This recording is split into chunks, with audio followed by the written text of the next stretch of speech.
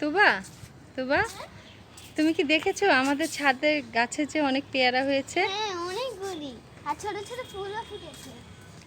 দেখো অনেক ফুল এসেছে, আবার পেয়ারাও ধরেছে।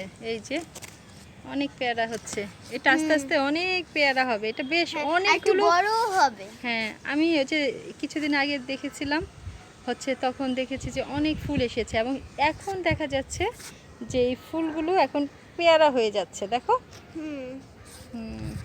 আর যখন আগে যখন একটু বড় হতো না, তখন আমরা কেটে নিয়ে যেতাম, আসলে কি মজা।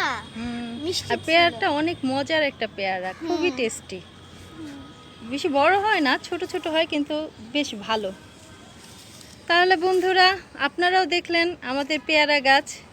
আশা করি ভালো থাকবেন, সুস্থ থাকবেন, আর আমাদের চ্যানেলকে অবশ্যই সাবস্ক্রাইব করবেন, লাইক করবেন।